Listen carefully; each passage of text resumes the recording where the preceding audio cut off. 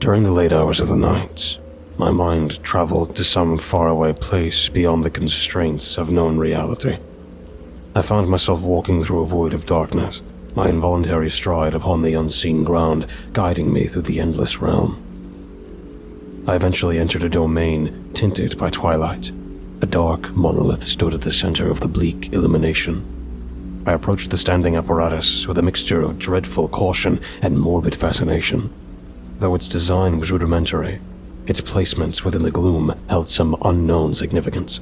A violent shine appeared upon the construct's surface, disrupting the gray and black patterns surrounding me. The light contorted until it shaped into a horrid face that donned a metallic respirator connected to a series of tubes that disappeared into its torso. Its soulless, black eyes glared at me with the malice of an evil reflection, causing me to take frantic steps back. The configuration approached the transparent threshold and hovered into the pervading twilight. Looking upon the complexity of the creature's design was like watching someone burn to death. Terrifying, yet intriguing. It wore a cyclopean armor embedded with rusted gears that rotated as it moved.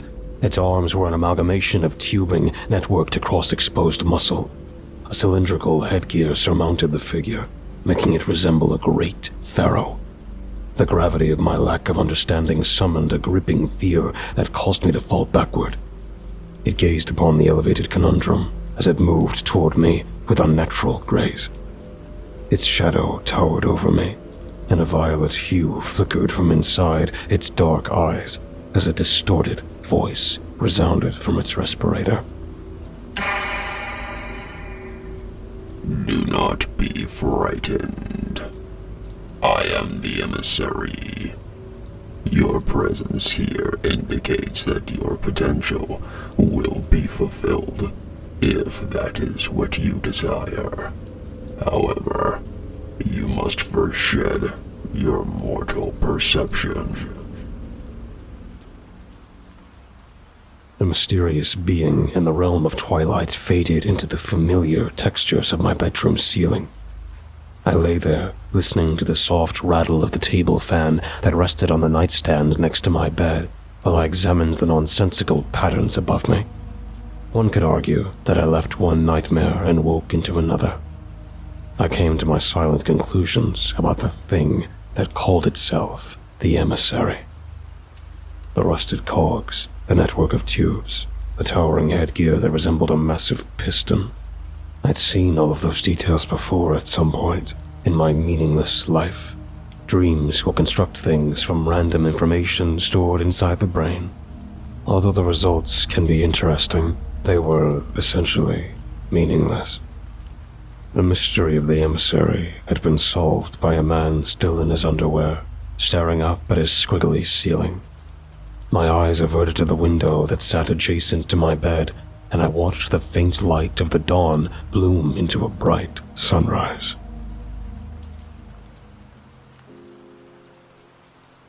A cloud of smoke expelled from my lungs as I sat on my front porch, thinking about the ruins of my life. My thumb moved across a plastic screen as digital images of happier times scrolled past. I could not look at them without my soul being overwhelmed by anger and regret. The inner turmoil would soon have me pondering questions of a philosophical nature, bordering on self-pity. If two people love each other, why can't they just be together? Why isn't that enough? Why wasn't I enough? No matter how many hours I spent on the internet, combing through online forums or watching videos that told me my anger was justified, it did little to lift my spirit. Society can change, but human nature will always remain the same. This world has little sympathy for a broken man, and the depths of my damage were invisible to those around me. My thoughts were interrupted as I observed with disdain a maroon Dodge Dynasty pulling into my driveway. Die nasty. I knew who it was, and I'd absolutely no intention of standing up and walking out to greet them with disingenuous pleasantries. The girl I once knew exited the passenger side door of the vehicle, Her jeans did very little to hide the loveliness of her figure as she made her way to the front porch. A once familiar voice spoke. Hello, Charles. I set down my cigarette on the ashtray next to me and watched the smoke rise from the burning ember, then begrudgingly offered the coldest of responses. Hello, Julia. I looked into her green eyes and thought about how I used to make love on top of the washing machine in my garage. The memory of her soft moans reminiscent of a unity I thought would last forever.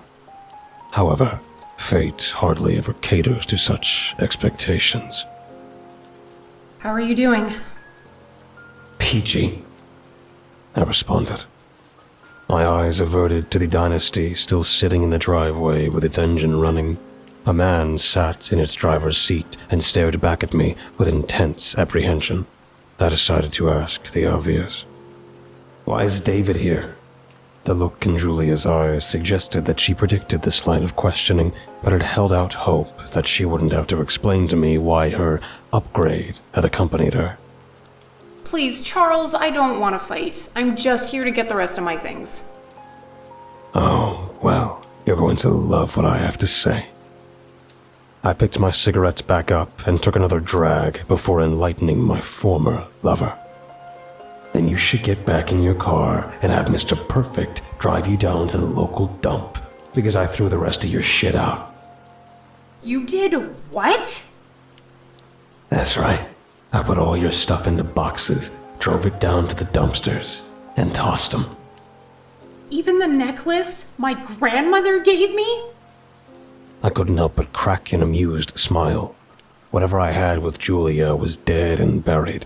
Or did I have to lose by being honest for once? Yes, I even threw out that hideous thing. You son of a bitch! Julia wailed, tears welling up in her eyes.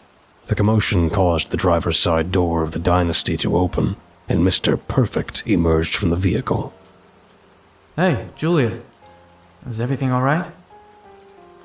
She turns to him with dripping eyes and unintelligible sobs. It was a truly pathetic display of anguish, but one that I understood all too well.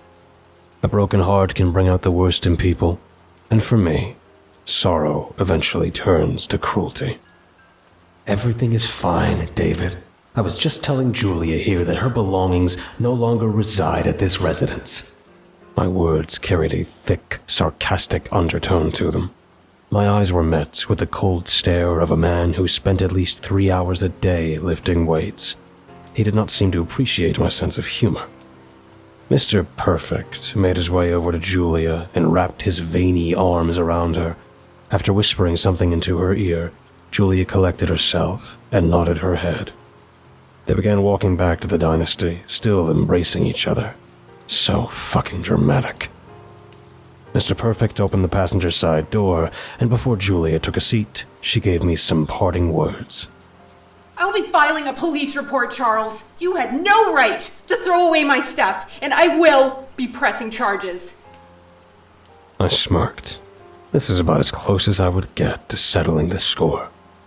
I'm sorry, Charles. You're just not good enough anymore.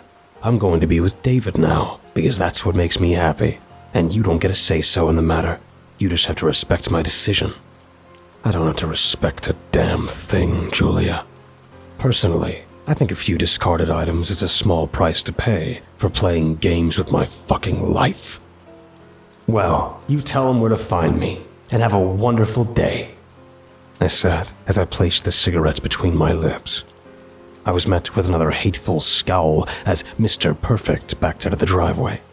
I methodically raised my right hand, ensuring he saw the extended middle digit.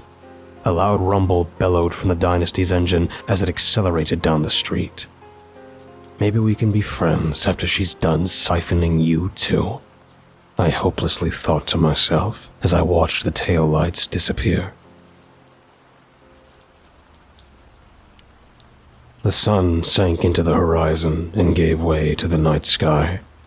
Julia's visit had left a bad taste in my mouth throughout the day. I hated myself for becoming this vulnerable. My dedication and passion towards her were pure. I wanted to do the right thing in a world dominated by self-serving ambition, yet this sentiment was not reciprocated. My story was another chapter in the tome of human misery. Despite all of this, something inside me, buried beneath an ocean of pain, still yearned for her. I resigned to my resting place and closed my eyes as my memories brought me back to the day of my mother's funeral. The loss of my beloved mother to an unexpected accident had devastated me. The only person who'd ever truly loved me unconditionally. All composure was lost as I squeezed Julia's hand and stared down at my mother's coffin with overflowing eyes. Tragedy forces us to reflect on our own mortality, but the truth is, we don't want to die alone. The loss left a deep crater inside of me, one that would never truly be healed. I might have come to terms with my mother's death had her life ended on a more peaceful note. As I walk through the valley in the shadow of death, I shall fear no evil, for the Spirit of Almighty God is with me. Thy rod and thy staff, they comfort me. The priest's words offered no solace. I then imagined my mother's horrified face, illuminated by the headlights of an oncoming semi-truck before it utterly obliterated her. Surely goodness and mercy shall follow me all the days of my life, and I will dwell in the house of the Lord forever. As the memory faded back into the recesses of my mind, somnolence overcame me.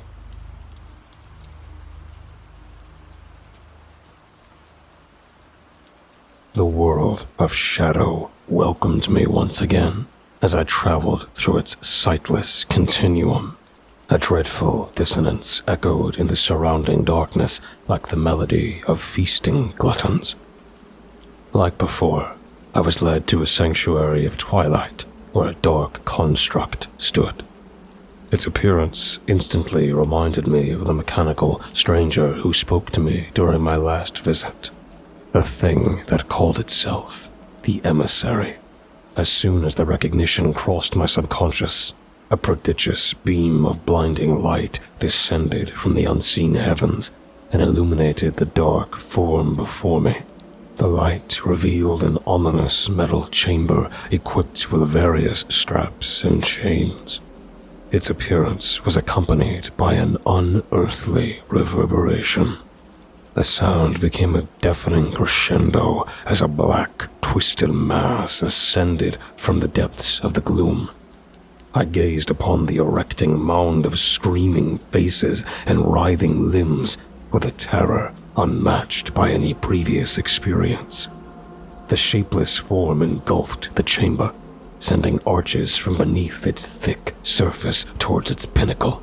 A repulsive, belching noise resounded from within the mass as fluids were projected from the faces near its summit. The vile apparition began to recede back into the gloom, and the screams of despair faded. The chamber became visible again. A blindfolded man now occupied its restraints. What the fuck is going on here? Where am I? Please, someone! Anyone! Help! The man cried. I tried calling out to him, but words would not come forth. The grinding of unseen mechanics preceded the appearance of two shiny cylinders on either side of the chamber. What the fuck is that? Someone get me the hell out of here! The blindfolded man shouted as several clawed tendrils emerged from the cylinders and surrounded him. The claws shaped themselves into blades and descended upon the suspended subject. The man shrieked in pain as his flesh was penetrated. I felt bile rising, and I covered my mouth with my hands. As cynical as I am, I did not wish to see this man be mutilated beyond recognition, but I was unable to close my eyes. The man's moribund wails were cut short by a final impalement to the jugular. Fresh blood fell from his open mouth and mingled with the rest of his bleeding wounds. The blades retracted from the anatomy as an enlarged tendril appeared behind the chamber and attached itself to the man's bare cranium. The restraints that held the lacerated body evaporated as it was lifted into the illumination above the structure, where it was surrounded by additional machinery, and a series of needles skewered the blindfold, penetrating the eyes beneath. As rivers of red flowed down the man's face, I felt the limits of my endurance slipping away as the visage of horrific mechanization drifted into the ether, and the familiar textures returned.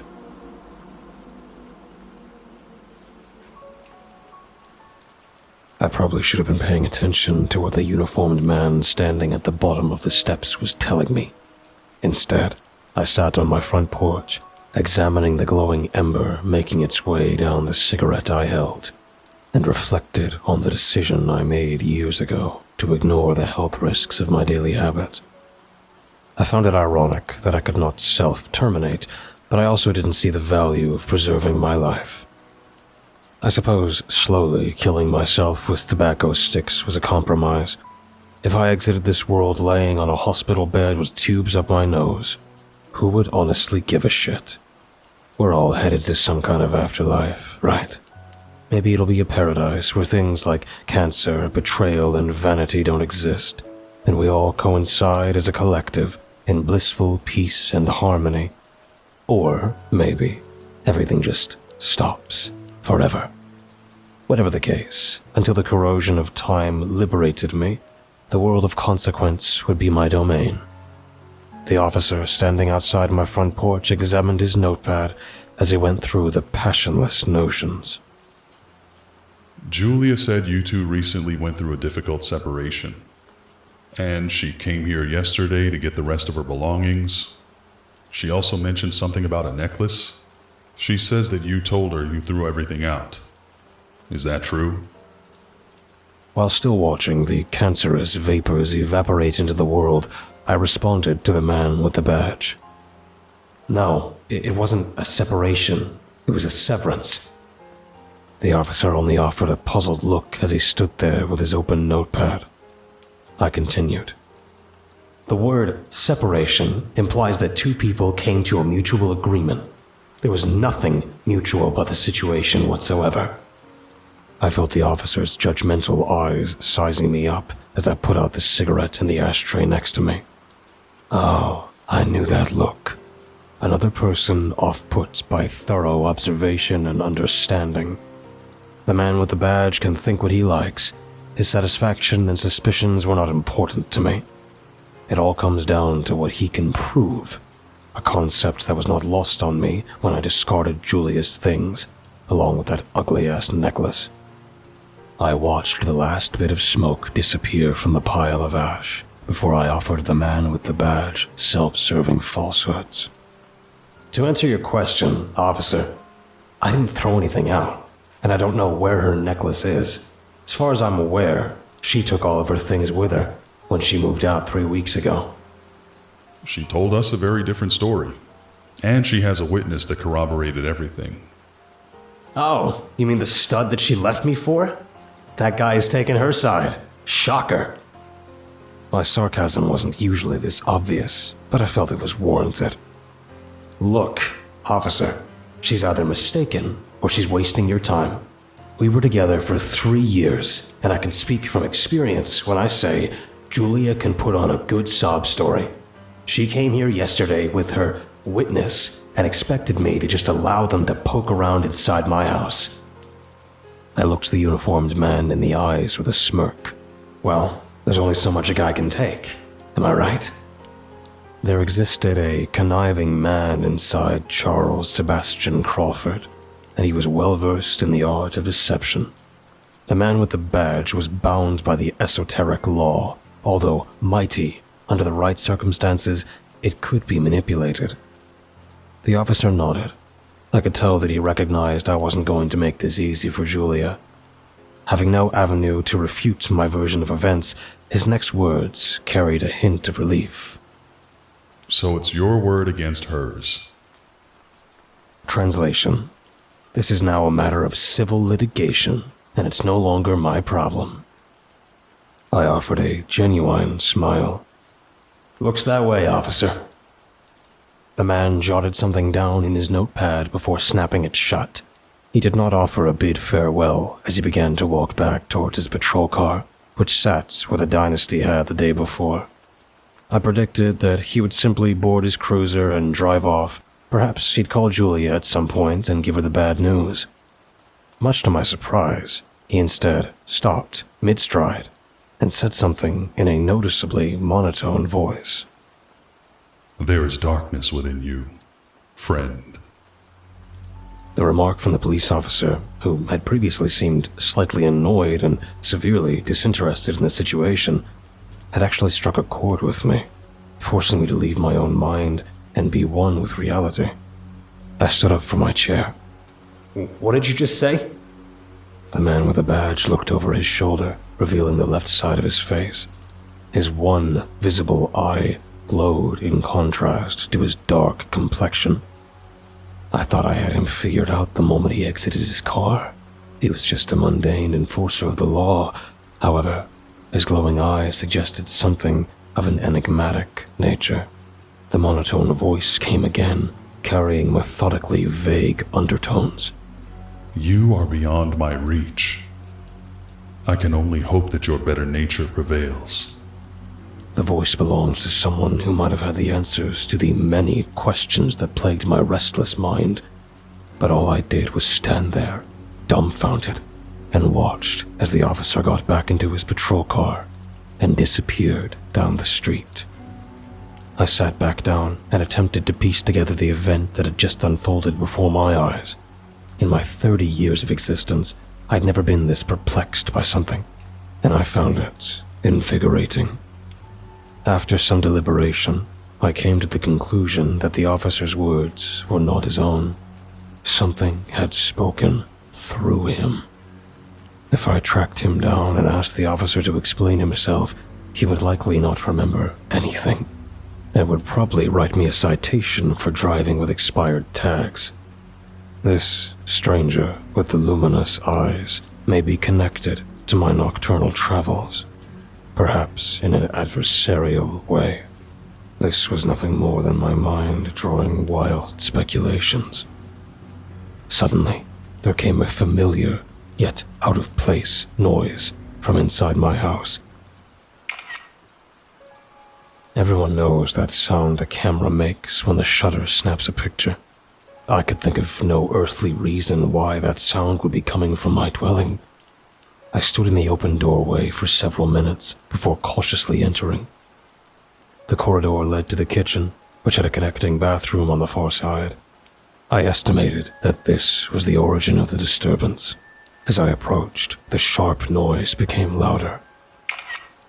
I carefully peeked around the archway to see that the bathroom door was open. A curvy figure dressed in a short skirt that left little to the imagination stood before the vanity. I exited the hallway and positioned myself perpendicular to the bathroom door, bewildered by the sight of a woman in my home. Though she had her back turned to me, I couldn't help but feel slightly aroused. Her tight black outfit revealed a fine pair of legs that led up to a heart-shaped backside. Her upper body was covered by a tight black sweatshirt that outlined a toned physique. The hair was dark and fell into place at all the right angles. This was the body of a woman who belonged on a billionaire's yacht off the coast of Dubai. Considering the rewards this world offers to such exceptional beauty further vexed me as to why this specimen was in my house, apparently taking pictures of herself. However, in my experience, having an attractive shell does not guarantee a sound mind. In fact, quite the contrary.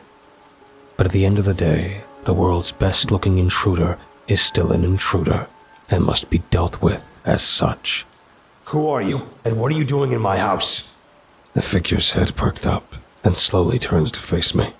A pair of piercing, violet eyes caused me to stagger and fall. The woman's facial features were a visage of duality, smooth, toned skin that ended just under the eyes, with the entire lower half of her face being of a skeletal nature. Amused by my terror, the woman let out a morbid laugh. as she emerged from the bathroom doorway. A voice crackled from inside the rows of unmoving silver teeth. Hello there. I'm the Defiler. Don't you think I'm pretty? Her violet eyes flickered, followed by the rapid-fire sounds of a snapping shutter. Such beautiful fear. I was bound by unrelenting terror, paralyzed to my kitchen floor. I looked on and whimpered like a wounded dog waiting to be put out of its misery. The Defiler's optical hue gleamed as she tilted her head to one side. It's time for you to sleep now. She revealed a black cavity embedded into the palm of her left hand, and a spiral of violet energy came forth and formed a helix of light that overcame me. My fear was overtaken by involuntary lethargy, as the sights of the tinted light soon faded, as I plummeted into the depths once again.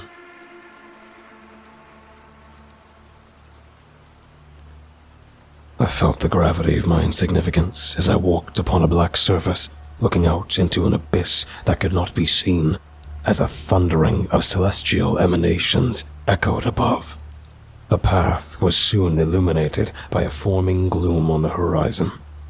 As I approached, I saw pulsating forms writhing in the darkness, as a cacophony of sickening lamentations and moans of pleasure oozed from them. These repulsive masses extended into the gloom, and I could decipher moving limbs and bobbing heads as they groped, licked, and gnawed at each other. I noticed a hooded figure standing among the debauchery. It then began to make its way towards me.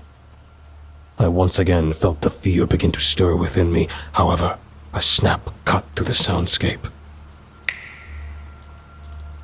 and I felt my trepidation instantly melt away as the silhouette emerged from the obscurity. Beneath the black cloak was a pale face that donned a black blindfold with several needles skewering the areas where the eyes would have been. A violet glow radiated from the tips of the protrusions. We awkwardly faced each other as the moving masses continued their perverted recreations. A raspy voice came from its black lips, breaking the stagnation. I have temporarily suppressed your fear to converse with you. Who are you? And what is this place? I do not have a name. I have a title, granted to me by the one I serve. I am the Foreseer. We reside in the domain of Ophiomorphis. What the cloaked man said didn't mean anything to me, but somehow made perfect sense. What the hell am I doing here? The Foreseer offered no explanation. Instead, he folded his gaunt hands together under his cloak and walked past me. Come and walk with me, Charles. The cloaked man and I walked along the moaning masses in awkward silence. I gathered that the question that I asked before did not have a simple answer.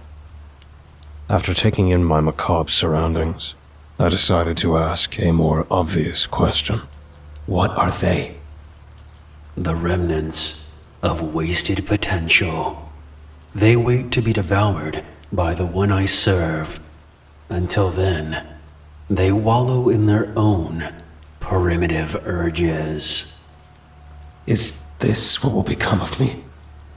That depends on if you allow the limitations of your mortal perception to consume you. What the hell does that even mean? And you never answered my earlier question. Why am I here? The Foreseer shifted his head to look out into the terrain of wasted potential. I had silently deduced that even though the creature's eyes were surely destroyed, he did not need them to see. There is only so much I can reveal to you. We did not seek you out. You came to us. You will inevitably come to a crossroads where you must make a choice.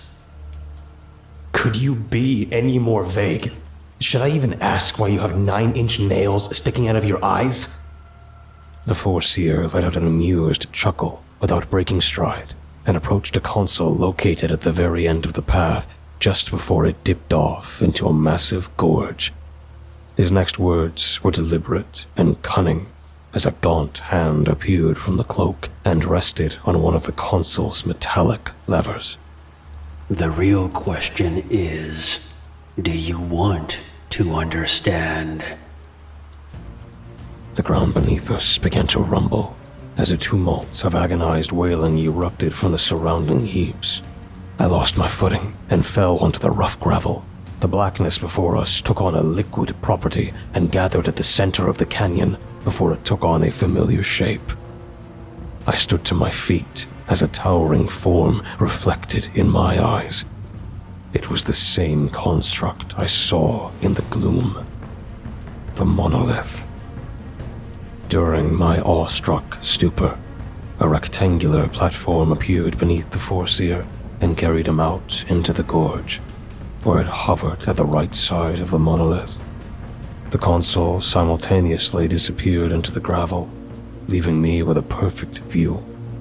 A second platform appeared perpendicular to the Foreseer before it was engulfed by a helix of violet light, and a shape appeared upon the platform. The mass congealed and twisted into a pair of humanoid figures engaged in intercourse. Following the moans of climax, the figures liquefied and united, and the amalgamation contorted into a shapely female body as a black substance crawled up her flawless skin, covering her breasts and vulva. The woman placed her hands over her face as she screamed in agony. Red rivers fell between her fingers, and her wails of pain transformed into sadistic, uncontrolled laughter.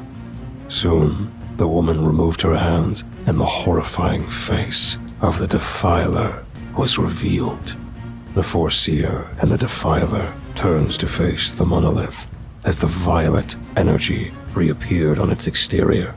The light formed a vertical line and then elevated itself from the surface. A low hum emanated from the luminescence as it began to separate, creating a three-dimensional opening. A visage of a face wearing a metallic respirator appeared in a rippling projection, and a violet light flickered from within soulless black eyes. A distorted voice resonated from the aperture. Welcome to your destiny, Charles. The Foreseer raised one of his gaunt hands, and with a snap of his finger, primal fear came rushing back through my veins. I made to escape, but the path behind me had vanished beneath a mass of writhing limbs and groaning faces. I fell to my knees, clutching my beating heart, and began to hyperventilate. I had to regain control of myself. Through panicked breaths, I reasoned that the three creatures had brought me to this place for some reason. If they wanted me dead, they would have already ended my life. If I was to prevent my assimilation into the piles of despair that littered this place, I would have to listen to what they had to say. Truthfully, I've had my fill of cryptic imagery and vague explanations. Whatever this was had to be more important than my fear. I stood to my feet and turned to face the trio behind me. The distorted voice came again. Are you ready? Despite the nightmarish appearance of the figure, the words sounded as if they were spoken by a man of reason. I responded with a simple, "Yes." Very well, said the distorted voice as the rippling visage poured onto a third platform that was centered between the others. The cascading matter formed a hovering shape. Its armor emitted a dull shine as the gears embedded in its design rotated like clockwork. A network of tubes pumped black fluid into exposed veins, and a cylindrical headgear towered above all. I felt as if I was in the presence of a deity. and I should be bowing my head. You are the emissary. That is accurate. The creature confirmed, raising his two brittled arms to either side. We are the three disciples to the great god of the voids. He who feeds on mortal dreams, the serpent of the celestial realms. Ophiomorphis. Why is your god so fucking interested in me? It looks like he has plenty of food from what I can see.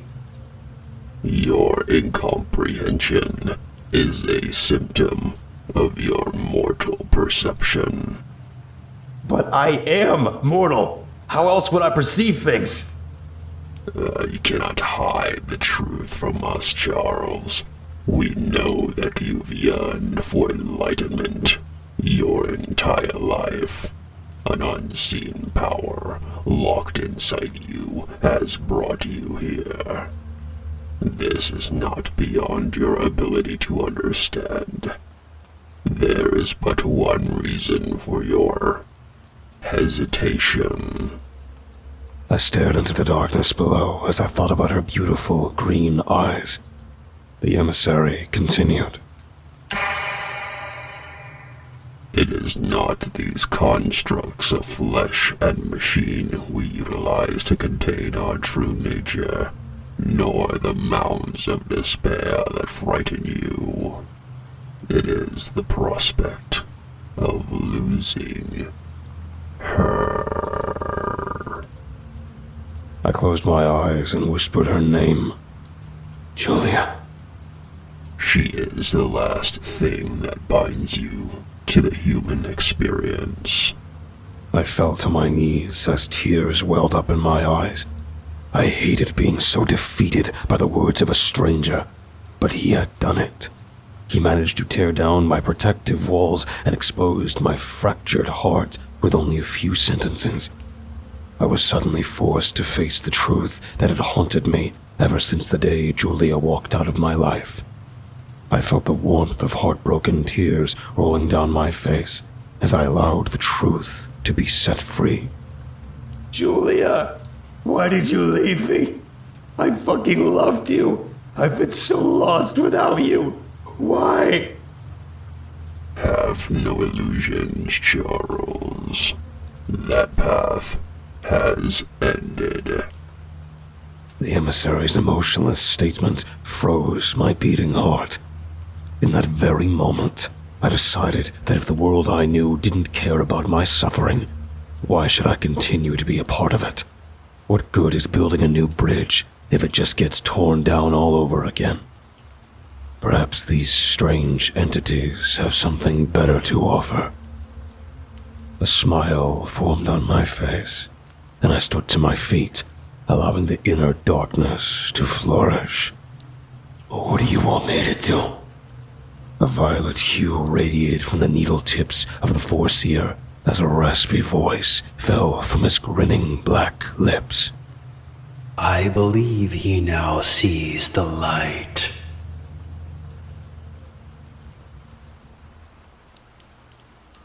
If you happens to be at the corner of Heartbreak Avenue and Dead End Way at approximately 10:30 p.m., you would have seen a spiraling violet light appear in the middle of the street, with two figures materializing within the ray. The kind of thing that ends up on those shitty TV shows showcasing various UFO sightings and paranormal happenings before trying to sell you a magical vitamin that gives you more energy but only manages to leave a bad taste in your mouth. The Defiler and I stood side by side under the single functioning streetlight on Dead End Way as we looked at the single completed house at the far end of the thoroughfare. You couldn't have brought us any closer? I asked, hoping that the Defiler would realize that we were still roughly half a mile from our destination and would correct her error. She only offered a playful shrug and a distorted giggle as she began to skip down the road towards the 2-story house at the end of the block.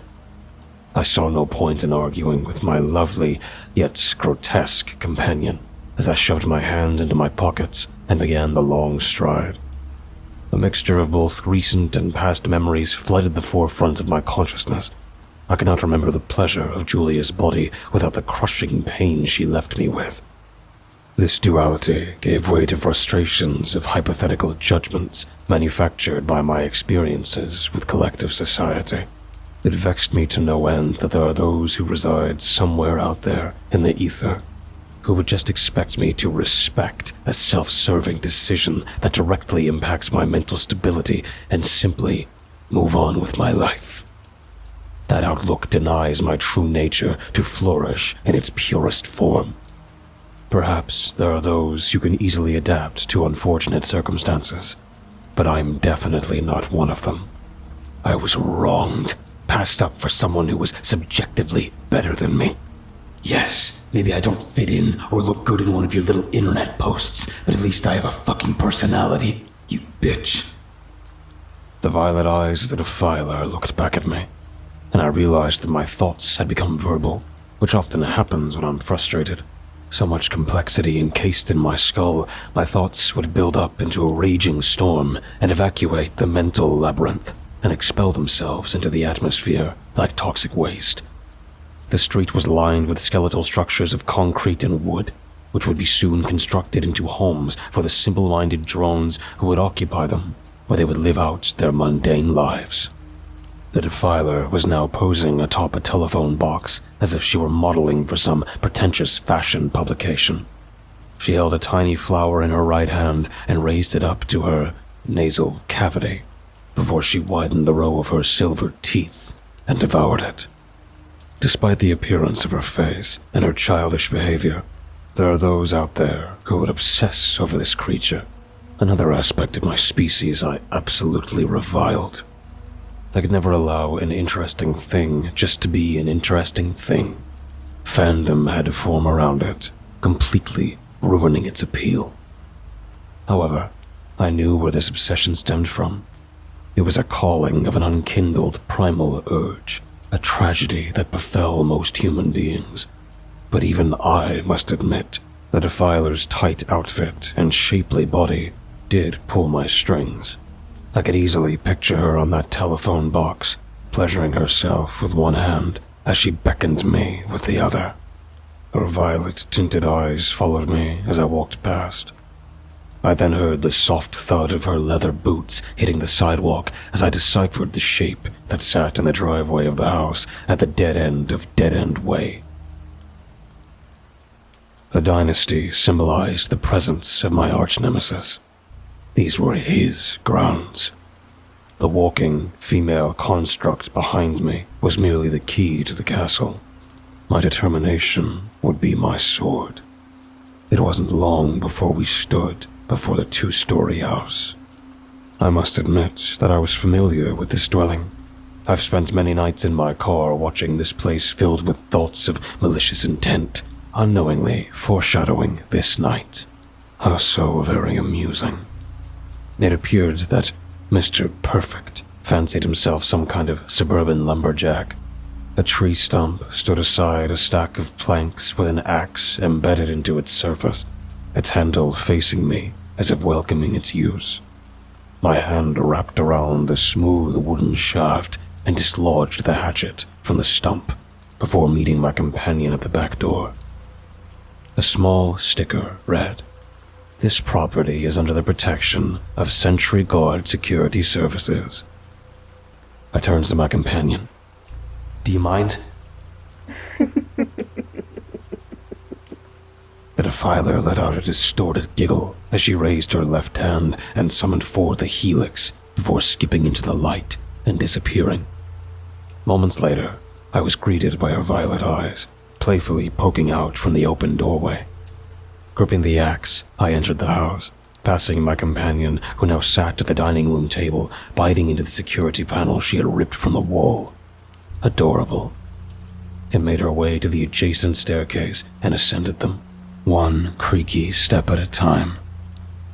I made no effort to conceal my presence as I entered the hallway upstairs, slamming the axe into the wall, awakening my nemesis from his slumber. Mr. Perfect appeared at the far end of the hallway with wide eyes on his face and a loaded revolver in his hand. Charles? What the fuck are you doing here? Once he saw the axe in my hands, he realized the purpose of my visit, and he cocked the hammer of his gun and aimed it. Shit.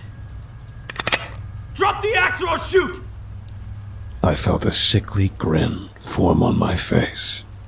A maniacal laugh escaped my mouth as I raised the axe above my head and charged toward him with blind madness. 6 shots exited the gun's barrel and were instantly evaporated by violet energy, and the hatchet buried itself into the stunned look on Mr. Perfect's face.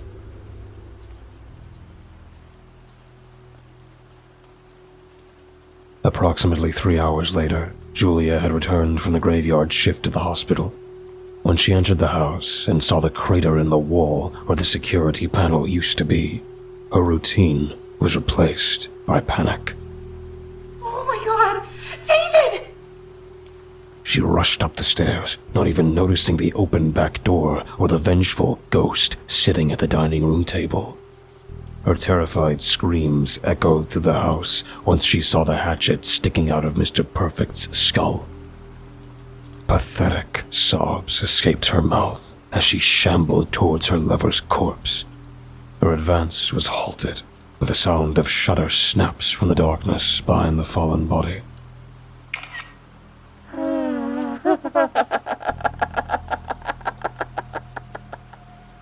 Julia shrieked as the Defiler emerged. Oh, such beautiful fear. A playful voice crackled as a pair of violet eyes entered the hallway, causing Julia to back away. She then bumped into someone standing at the top of the stairs. She spun around, and her eyes met the gaze of a man deprived of sanity. Her scream was silenced as my hand covered her mouth. Hello, my love. Hellish insanity had completely consumed me. It was as if my own words were foreign to me. I forced Julia to look at my approaching companion.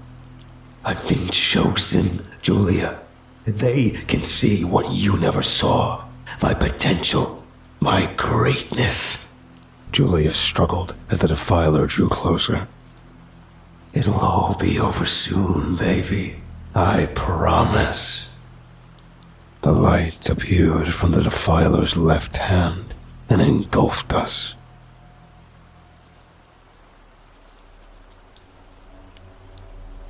I released my grip on Julia. There was nowhere she could run. Her mortal perception consumed her as she looked from side to side, taking in the heaps of wailing ambrosia.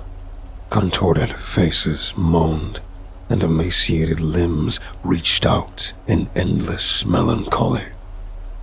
Julia's terror was cut short by the shaking ground. A tremendous rumble resounded from the dark chasm before us as the monolith erected itself. 3 solid platforms materialized above the darkness, and a violet tri-beam projected from the monolith's surface, summoning the Foreseer, the Defiler, and the Emissary. Where are we? Charles, who the fuck are they? Julia shouted before the back of my hand met her right cheek, sending her to the ground. It wasn't in my nature to strike women, but my eagerness for the end game dissolved such principles. Julia clutched the side of her face as she looked up at me with a deeply wounded expression. Shut up, Julia. I can't hear what they have to say over your whining. I saw anger well up in her eyes, but before she could spit venom at me, the distorted voice of the Emissary cut in. We stand upon the precipice of a great becoming. The 4th disciple of the Great Serpent has accepted his destiny. May his potential flourish beyond the constraints of his mortal perception. The emissary's black eyes turned violet, and a familiar glow surrounded Julia as she stood to her feet. Embrace her, Charles. Enlighten her before you begin this journey. I wrapped my arms around the woman I once loved and spoke softly into her ear. Julia, you were the one person I ever truly loved, and you left me a broken man. But you unknowingly opened a door, and the void you left inside me brought me to this place. From the dark depths below, a towering dune of wailing faces rose up. I looked into Julia's green eyes. By destroying the light, you allowed darkness to take my soul. I kissed her soft lips and released her as the black tendrils of Ophiomorphos enveloped her. She screamed in terror and struggled in vain as her body was raised above the towering form. Charles, I'm sorry. Please don't let them take me. Julia plummeted, and red streams sprayed over my face as her body was torn apart and devoured. My humanity died, and madness took hold, rushing through me like a crimson tide. The tower of faces disappeared into the shadow as my blood-drenched body was hoisted into the chamber. Uncontrollable barks of laughter consumed me as the blades left the cylinders and descended upon my flesh, shedding my mortal perception.